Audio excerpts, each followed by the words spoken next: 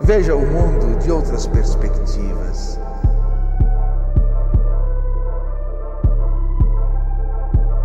Eu não quero resposta, eu quero o meu avesso.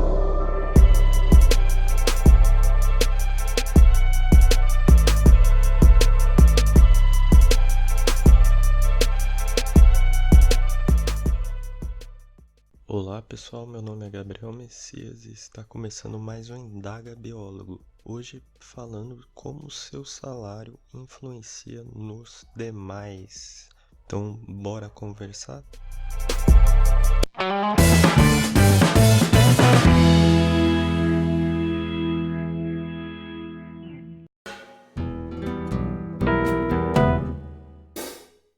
Bem, pessoal, um problema recorrente que a gente tem na nossa classe é o quanto recebemos pelo serviço que fazemos. Parte disso é um reflexo de quanto cada um de nós recebe por uma atividade que realiza. E além disso, a gente não tem um piso salarial, que gera uma grande flutuação nos valores que recebemos. Às vezes alguns valores muito discrepantes, outros condizentes com o cargo e a função realizada. Só para exemplificar, uma rede social que eu confiro muitas oportunidades é o LinkedIn. Lá onde eu estava conferindo, achei uma vaga para biólogo em aquicultura e havia 2 níveis para o cargo. Um nível de graduando e um nível de graduado. O graduando ele recebia R$ 1.100. Já o graduado ele recebia R$ 1.800. Isso para trabalhar em São Paulo. Primeiro você vê que os valores são irrisórios, né? Muito baixo. A diferença entre você ser um graduando e graduado é R$ 700, absurdo. E o valor de 1.800, que é absurdo considerando o padrão de vida de São Paulo, que para quem é de São Paulo ou já morou em São Paulo sabe que é muito caro. Enfim, às vezes muitos colegas eles acabam acatando esses valores que são irrisórios por não ter uma chance de trabalho, o que gera alguns prejuízos quando a gente pensa na classe como um todo. Então, de que forma esses valores baixos que são aceitos por alguns profissionais prejudica toda a classe?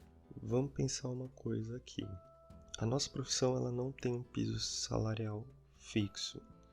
Então, os empregadores eles oferecem o pagamento condizente ao mercado, que a gente vai chamar de um valor X. Porém, sempre vai haver aquele contratante que vai querer pagar você com metade de X. E sempre haverá um biólogo que vai aceitar numa situação de desespero essa condição, seja de desespero ou mesmo de inexperiência.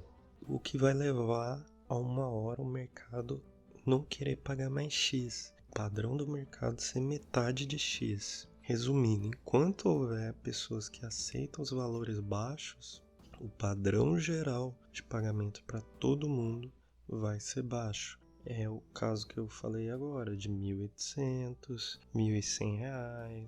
Às vezes você vai vendo, é tudo nessa faixa, algumas vagas em lugares distintos. Por quê? Porque existem pessoas que aceitam essa condição. Enquanto existirem pessoas aceitando essa condição, ela vai ser aplicada ainda.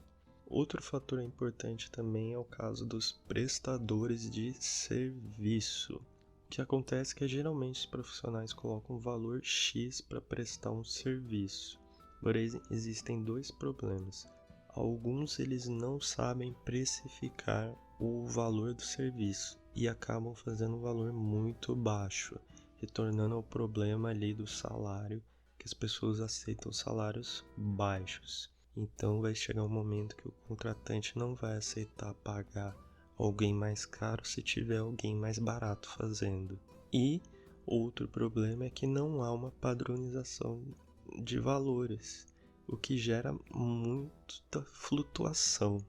Esses problemas eles são gerados por 2 fatos principais: inexperiência de quem está trabalhando, principalmente no caso de não saber fazer precificações, e também a falta de contato com outros profissionais, nessa questão de estabelecer vamos dizer que um padrão de mercado. E como a gente pode solucionar esses problemas? O primeiro deles é saber que existe um valor sugerido de honorário para prestação de serviço. No site do Conselho você encontra esses valores. O que eu acho mais fácil de você encontrar esses valores é no site do CRBio 4, que é crbio4.gov.br. Lá você, na aba do lado esquerdo, você já vai ter essa opção de achar os honorários ali. É só ir fuçando que rapidinho você acha. Ele é baseado na instrução CFBio número 4 de 2017. Só para ter uma ideia aqui, eu vou citar alguns valores. Ela se baseia em níveis que pode ser por anos que se formou ou por graduação, especialização e o valor do honorário. No caso, a gente tem, por exemplo, o Júnior 1, que ele é até 3 anos após a graduação, que o valor dele é de 40. O pleno, que é de 6 a 15 anos após a graduação, ou com mestrado, que é de R$ 90. Ela é um pouco antiga e desatualizada, porém tem alguns lugares como no site do CINDBio DF que você acha esses valores um pouco mais atualizados. Porém, vale destacar que você tem que considerar que eles são atualizados e estão levando em conta o contexto do Distrito Federal. Então é bom tentar levar em conta esse fator do local que você está com esses valores. O segundo ponto importante é você aprender a precificar, saber como colocar no papel o que você gasta, seja em material, transporte, imposto para gerar nota ou qualquer outra coisa. Se você caçar no site do Google, você vai achar várias planilhas de precificação, é super simples, não é um bicho de 7 cabeças.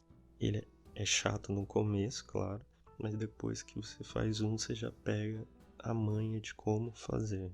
E o terceiro ponto é conversar com outros profissionais para saber se o seu valor final está muito abaixo ou muito acima do que vem sendo praticado no mercado. E vale destacar que conversar com outros profissionais pode ser até outros profissionais de outras profissões. Não se restringe a só falar com biólogos. Às vezes pode ser interessante você falar com um engenheiro, com um biomédico, com qualquer pessoa que atue na mesma área que você. E essas atitudes te auxiliam e garantem que você não venda o seu serviço muito abaixo do valor do mercado ou muito acima também, prejudicando toda a classe. Um ponto fundamental a gente considerar também é não ter medo de colocar o preço que a gente acha justo. Sempre vai ter alguém falando que está caro. Então saiba se valorizar. Saiba que talvez o seu produto seja caro, mas ele está valendo pelo tanto que você estudou, pelo tanto que você se preparou para vender aquele produto. Então valorize o seu produto, valorize o seu serviço antes de pensar em dar um desconto ou fazer diminuir o valor. Outro ponto importante é a gente saber que existe um projeto de lei querendo criar o piso salarial para a nossa classe, que no caso é a PL 5755 de 2013 que vem tramitando e precisa de apoio para continuar. Ela já sofreu algumas modificações, mas o seu texto base era que o salário mínimo fosse de 5 salários, que daria um valor em torno de 4.990 com valores de hoje, e a jornada fosse de 40 horas semanais. Existem muitos prós e contras, algumas pessoas ficam preocupadas que se aprovar o PL, muitos biólogos podem perder empregos, principalmente pelo valor do piso salarial, que segundo alguns é muito alto, mas não muito alto o valor em si, mas é muito alto considerando as diferentes áreas que abrangem a profissão de biólogo. Então, para uma área pode ser muito justo, mas para outra pode ser muito alta. Então, vale a gente pensar nisso e discutir também.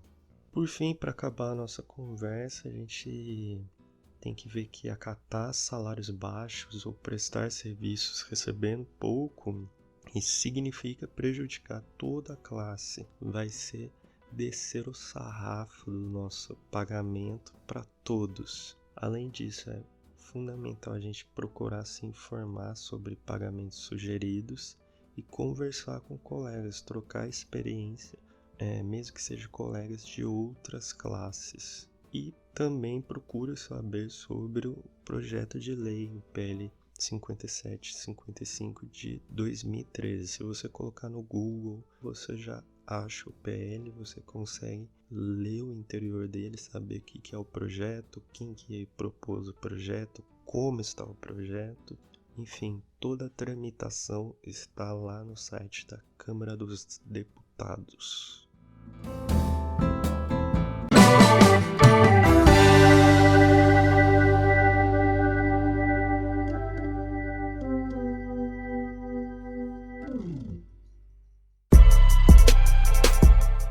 Bem, pessoal, chegamos ao final do Indaga Biólogo de hoje. Eu espero que vocês tenham gostado. A conversa sobre salário ela é importante porque é um assunto que geralmente a gente não pensa como classe, pensa mais somente como profissional. E em alguns momentos pensar como classe é muito mais importante, visando melhorias a longo prazo.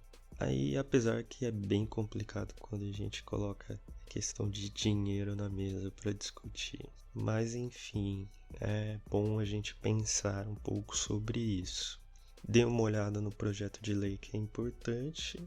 Se você gostou, compartilhe esse podcast. Segue a gente nas redes sociais, @indagabiólogo. No Facebook é Indaga Biólogo também, só colocar para pesquisar lá que já aparece. Temos o YouTube também. E qualquer dúvida, sugestão, mande um e-mail para indagabiólogo@gmail.com. Até mais, pessoal!